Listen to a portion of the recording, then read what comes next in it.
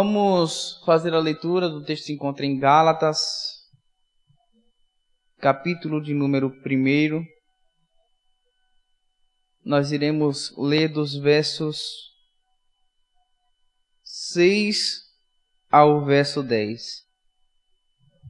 Carta do apóstolo Paulo aos Gálatas, capítulo 1, versos 6 ao 10.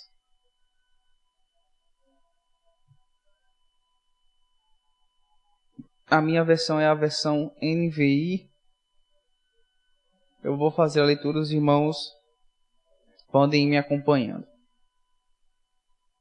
Que nos diz assim: Admiro-me de que vocês estejam abandonando tão rapidamente aquele que os chamou pela graça de Cristo para seguirem outro evangelho, que na realidade não é o evangelho. O que ocorre é que algumas pessoas os estão perturbando, querendo perverter o evangelho de Cristo. Mas ainda que nós ou um anjo dos céus pregue um evangelho diferente daquele que lhes pregamos, que seja amaldiçoado. Como já dissemos, agora repito, se alguém lhes anuncia um evangelho diferente daquele que já receberam, que seja amaldiçoado.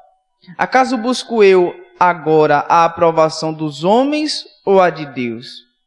Ou estou tentando agradar a homens? Se eu ainda estivesse procurando agradar a homens, não seria servo de Cristo. Oremos. Gracioso Deus, Pai Santo, Eterno e Maravilhoso, no nome de Jesus, nós clamamos, pedindo que o Teu Espírito possa usar meus lábios para a edificação das nossas vidas. Que o Senhor fale, Pai, conforme a Tua vontade.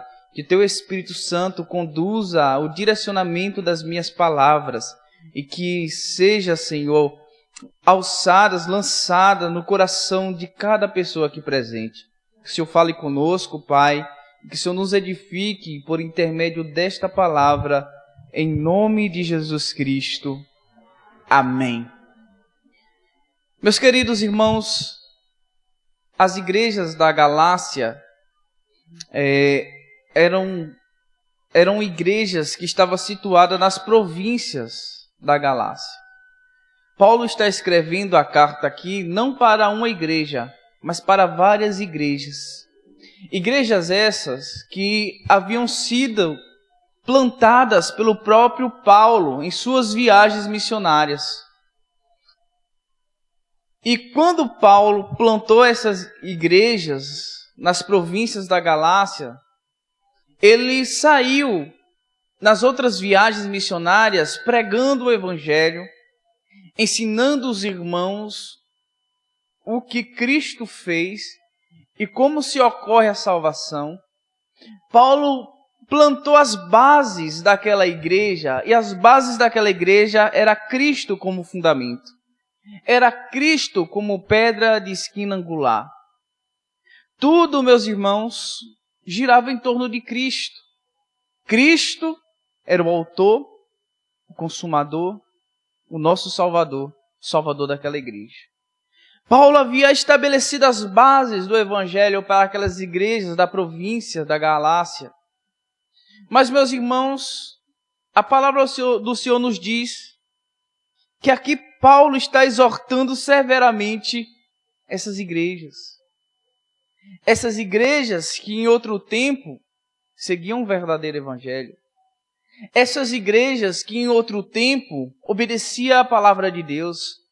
Essas igrejas que em outro tempo não recorria à autossuficiência, mas recorria ao Espírito Santo e aquilo que lhe foi dado pelos apóstolos, a doutrina, a santa doutrina, a verdadeira doutrina. Só que quando Paulo sai, meus irmãos, dessas igrejas, a Bíblia nos mostra, segundo os relatos de Paulo, que homens se filtraram dentro das igrejas. E esses homens começaram a ensinar as seguintes coisas. Em primeiro lugar, Paulo não era apóstolo coisa nenhuma. Que apóstolo de verdade eram os outros que andaram com Jesus e que viram Jesus carnalmente. Eles ensinavam que o homem precisava da fé e também da obediência à lei para ser salvo. Eles davam ênfase na circuncisão, que era o símbolo da aliança no Antigo Testamento. Eles falavam que aqueles cristãos convertidos precisavam fazer a circuncisão para de fato serem salvos. E eles começaram a agregar várias coisas ali naquelas igrejas que foram minando a fé daqueles irmãos, que foi corroendo a essência e a pureza do Evangelho, que foi tirando um povo de uma doutrina sadia e os conduzindo para uma doutrina contaminada, com uma meia-verdade, um pouco de fé e um pouco de obra para vocês serem salvos. E essa doutrina estava se alastrando nessas igrejas, nas igrejas da Galácia. Então Paulo, tendo ciência desse conhecimento, ele escreve a carta às igrejas da Galácia com o propósito de reverter essa contaminação gerada pelos falsos mestres. Paulo já nos mostra, meus irmãos, o perigo de falsos ensinamentos. Paulo nos mostra, meus irmãos, o perigo de falsas doutrinas. Paulo nos mostra o perigo de pessoas mal intencionadas. Elas corroem a pureza do Evangelho. Elas corroem a santa doutrina. E nos leva a uma vida tentando se justificar pelos nossos próprios méritos, pelas nossas próprias obras. Então, quando ele teve ciência disso, ele escreve a carta às igrejas da Galácia, e a carta de Paulo é uma carta dura, é uma carta exortativa, é uma carta severa, é daqueles tipos de carta que quando nós recebemos, o nosso coração pesa. Aqueles convertidos mais ou menos se ira. Aqueles emocionalmente frágeis ficam atingidos, ficam emocionalmente abalados, ficam entristecidos. É o tipo de carta que mexe com nossa estrutura. É o tipo de carta que nos pega pelo colarinho e nos sacode. É esse tipo de carta que Paulo está mandando para as igrejas da Galácia. Paulo começa, meus irmãos, dos versos 1 ao 5, saudando a igreja. E ele diz: Paulo, apóstolo, enviado não da parte de homens, nem por meio de pessoa alguma, mas por Jesus Cristo e por Deus que o ressuscitou dos mortos, e todos os irmãos que estão comigo, as igrejas da Galácia. Veja que Paulo, meus irmãos, nas outras cartas, ele começa as cartas dizendo: Paulo, servo de Deus e apóstolo de Cristo. Nessa carta, Paulo já começa falando diretamente que ele é apóstolo. Paulo, apóstolo enviado não da parte de homens, nem por meio de pessoa alguma, mas por Jesus Cristo. Paulo fala isso no início da sua carta, porque ele está rebatendo a insinuação dos falsos mestres, que falava que Paulo não era apóstolo, era um homem chamado por outros homens, sem autoridade apostólica, doutrinária. Então Paulo começa essa carta falando que ele foi escolhido não da parte de homens, mas por Jesus Cristo, por Deus que o ressuscitou dos mortos. E todos os irmãos que estão comigo. Aí ele fala para as igrejas da Galácia. Ele fala dessas igrejas: que a graça e a paz da parte de Deus nosso Pai e do Senhor Jesus Cristo, que se entregou a si mesmo por nossos pecados, a fim de nos resgatar dessa era presente, segundo a vontade do nosso Deus e Pai, a quem seja a glória para todos sempre. Amém. Aqui encerra a saudação de Paulo. Se nós pegamos, por exemplo, a carta aos Coríntios, uma igreja que estava tendo muitas divisões, muitos problemas morais naquela igreja, filhos tendo relacionamento com a mulher do próprio pai, pessoas que tinham condições, desprezando as que tinham menos condições na ceia, e tantos outros problemas relacionados aos dons, às divisões. Quando Paulo escreve a carta aos Coríntios, a primeira carta, ele faz a saudação e ele exalta os irmãos. Ele glorifica a Deus pelos diversos dons que Deus havia derramado sobre aquela igreja. Aquela igreja estava moralmente corrompida, dividida, não estava glorificando a Deus, mas Paulo exalta a Deus, porque Deus derramou suas bênçãos naquela igreja cheia de falha. Mas para as igrejas da Galácia, Paulo, ao escrever, depois da sua saudação, Paulo começa com uma advertência severa. O versículo 6, Paulo começa dizendo: admira-me de que vocês estejam abandonando tão rapidamente aquele que os chamou da graça de Cristo para seguirem outro evangelho. Paulo começa com um ar de insatisfação, de ira, de inconformidade, uma mistura de sentimento.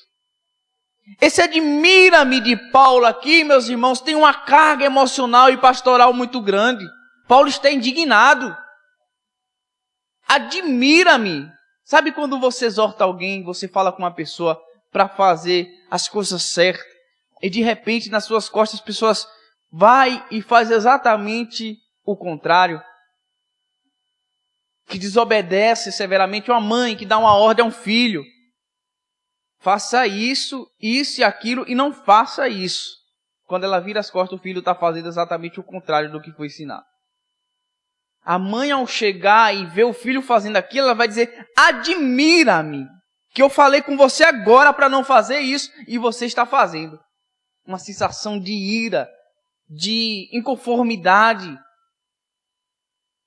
uma certa ira santa, não porque tem ódio do filho, mas porque está indignada, porque o filho não recebeu a sua orientação, porque o filho não estava nem aí para o que você falou, porque o filho não quis seguir os seus conselhos.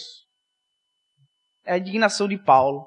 Admira-me que vocês estejam abandonando tão rapidamente aquele que o chamou pela graça de Cristo. Paulo havia pregado o evangelho, ensinado aqueles irmãos da província da Galácia. Mas pelo que parece, Paulo tinha ensinado há pouco tempo.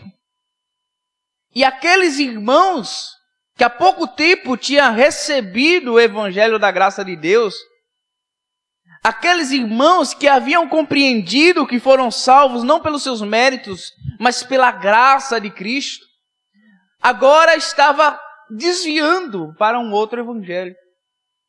Estava seguindo um outro ensinamento. E Paulo, ele diz, para seguirem um outro evangelho que na realidade não é o evangelho. É um outro evangelho, é uma caricatura de evangelho. Mas não tem nada a ver com o evangelho. Meus irmãos, aqui vai um alerta muito grande para as nossas vidas, porque às vezes a gente se pega assistindo coisas que são caricaturas de evangelho, mas que não tem nada a ver com o evangelho. Pelo que parece, esses irmãos receberam da parte desses falsos mestres, desses judaizantes, algo que era parecido com o evangelho. Só tinha pequenos acréscimos. Veja como o discurso parecia ser bonito. Não, vocês são salvos pela fé, sim. Vocês são salvos pelo que Cristo fez, sim. Mas vocês precisam também obedecer à lei de Moisés. Esse mais, meus irmãos, no que se diz respeito à graça de Deus, não deve ser acrescentado. Não existe mais na nossa salvação. Não existe mais naquilo que Cristo fez em nossas vidas. Não existe um acréscimo que possa ser acrescentado por nossas obras para que ganhemos a salvação. Paulo está exortando severamente esses irmãos porque eles estavam desviando desse verdadeiro evangelho e seguindo um falso evangelho. E aí Paulo nos diz, meus irmãos, que ele diz: o que ocorre é que algumas pessoas os estão perturbando, querendo perverter o evangelho de Cristo. Todos aqueles, meus irmãos, que nos veem com uma caricatura de evangelho, ele tem uma única finalidade: perversão. Eles querem perverter a pureza e a clareza do que é o evangelho. Eles querem perverter o evangelho de Cristo. E nós devemos ter cuidado, meus irmãos, com essas pessoas que pervertem o evangelho de Cristo, que acrescenta coisas ao evangelho de Cristo. Nós não precisamos, meus irmãos, de mais nada para nos salvar. O sangue de Cristo nos é suficiente. Nós somos salvos não pelo que nós fazemos, mas somos salvos pelo que Cristo fez. A obra de Cristo não está incompleta para que nós possamos completá-la com as nossas obras. Ela está completa, já foi consumada. O preço que Deus requeria para que nós fôssemos aceitos por Ele, Cristo pagou na cruz. Ele morreu em nosso lugar e agora, meus irmãos, por intermédio de Cristo, nós temos acesso a Deus. Nós vivemos uma vida de plena santidade, de busca, de purificação, de abandono de pecados. Mas veja, isso não é para alcançar a salvação. Isso é consequência da salvação que nos alcançou. Paulo não está dizendo para aqueles irmãos, ele não trouxe para aqueles irmãos um evangelho de faz o que quiser que está tudo bem. Não, não foi isso. Paulo trouxe um evangelho de consumação completa, de preço completo e de plena liberdade para buscarmos vivermos segundo a vontade de Deus. Porque Ele nos salvou para a prática das boas obras que Ele preparou para nós antes da fundação do mundo. Ou seja, somos salvos e inseridos nesse processo de santificação. Um processo gradual e incompleto, e nós vamos nos santificando dia após dia. Só que esses irmãos das igrejas da Galácia, eles aderiram ao pensamento judaizante. E eles estavam se desviando do evangelho puro e simples para um evangelho de obras. Porque, meus irmãos, existem muitas igrejas que é assim. Diz que é uma igreja evangélica, diz que é por meio dos méritos de Cristo, mas faz com que você se sinta culpado se você não cumprir as normas que eles estabeleceram. Não, é o mesmo argumento do judaizante. Não, vocês são salvos pela fé, pelo que Cristo fez, mas vocês têm que fazer a parte de vocês para vocês se salvos. Então não foi salvo pela obra nem pela fé em Cristo, foi salvo pelas obras. Mas nós somos salvos pela fé e devemos ter plena consciência disso, porque as pessoas que acrescentam coisas ao evangelho são perturbadores, que pervertem a essência do evangelho de Cristo. É isso que Paulo nos mostra, meus irmãos. Ele nos mostra, em primeiro lugar, que aqueles irmãos haviam se desviado rapidamente para um evangelho que não era outro evangelho. E agora ele nos mostra que essas pessoas que pervertem, que perturbam a igreja de Deus, eles têm a finalidade de perverter o evangelho de Cristo, de acabar, de contaminar a pureza do evangelho. Mas veja o que é que Paulo fala nos versos 8. Mas, porém, ainda que nós ou um anjo dos céus preguem um evangelho diferente daquele que lhes pregamos, que seja amaldiçoado. E aqui, meus irmãos, Paulo mostra para nós a seriedade que é o evangelho. Paulo nos mostra que nós não devemos levar o evangelho de qualquer forma, ou aceitar qualquer tipo de ensinamento. E isso é um alerta para nós que estamos aqui à frente e que pregamos a palavra de Deus. Se nós anunciamos para as pessoas outra coisa que não é o evangelho em sua pureza e simplicidade, nós somos amaldiçoados, meus irmãos. Porque muitas pessoas aderiram ao legalismo, a tentar salvar-se pela obediência e observância da lei. Mas nós somos falhos, como podemos então obedecer à lei em sua plenitude? Paulo nos adverte que qualquer um que tentar se justificar pela lei e quebrar um dos mandamentos, pecou contra toda a lei. E é sobre isso que Paulo está falando para esses irmãos. Quem os enfeitiçou? Me admira que vocês tenham se desviado tão rapidamente, meus irmãos. Palavras de Paulo àquelas igrejas. Mas ele diz, porém, ele adverte, ainda que nós, eles mesmos, que já haviam ensinado, ainda que nós mesmos, que lhes instruímos, que lhes ensinamos, ainda que um anjo dos céus pregue um evangelho diferente daquele que lhes pregamos, que seja amaldiçoado. É gravíssimo, irmãos. Aqueles que pervertem o evangelho, que distorcem, que acrescentam, estão debaixo de maldição. São amaldiçoados pelo apóstolo Paulo, porque anunciaram um evangelho diferente daqueles que nós já recebemos, daquele que nós já recebemos. E aí ele finaliza dizendo, como já dissemos, agora repito, se alguém lhes anuncia um evangelho diferente daquele que já receberam, que seja amaldiçoado. 2 vezes ele amaldiçoa. Isso nos mostra a seriedade, a responsabilidade e o cuidado de Paulo por aquela igreja. Paulo se ira tanto, meus irmãos, por causa desses judaizantes, desse falso mestre, que ele lança uma maldição para todos que deturpam e distorcem o evangelho. E ele diz, acaso busco eu agora a aprovação dos homens ou a de Deus? Ou estou tentando agradar a homens? E essa é uma pergunta que deve ressoar nos nossos ouvidos. O que nós estamos fazendo? Qual é o desejo do nosso coração? A quem nós estamos querendo agradar?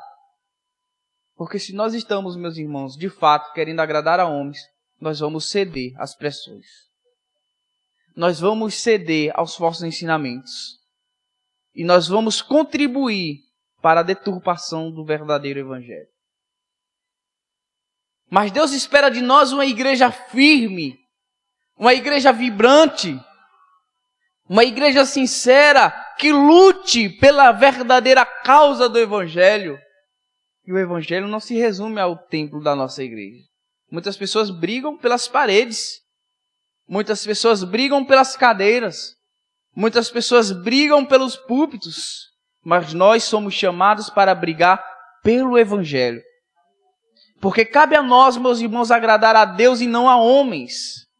E às vezes, ser fiel ao evangelho, agradar a Deus em obediência ao seu evangelho, vai causar a indignação de homens.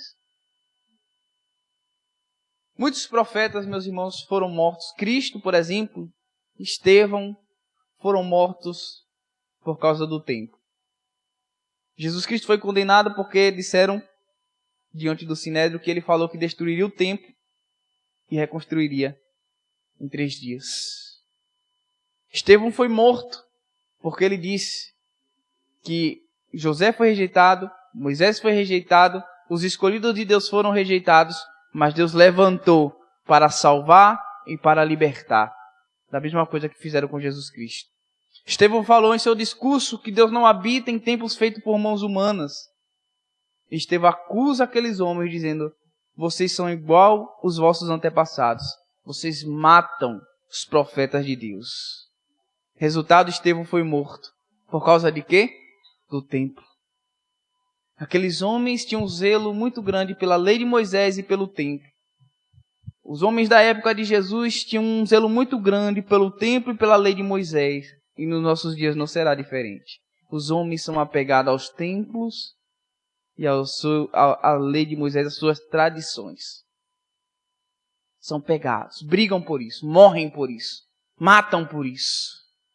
Mas nós somos chamados para viver para o Evangelho, para a causa do Evangelho, para ser fiel ao Evangelho, para cumprir plenamente o Evangelho, porque cabe a nós, irmãos, agradar a Deus e não aos homens. Cabe a nós agradar a Deus e não aos homens. Ou será que nós estamos querendo agradar a homens? Pergunta de Paulo aos nossos corações. Eu não estou querendo agradar homens. Vocês estão querendo agradar homens? Então vocês devem lutar pela causa do Evangelho.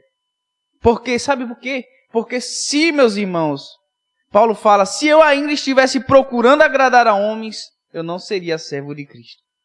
E aqui, meus irmãos, eu gostaria de finalizar. Se em nosso coração nós estamos procurando agradar aos homens, sinto lhe dizer, ainda não nos tornamos servos de Cristo. Nós devemos agradar a Deus e não aos homens.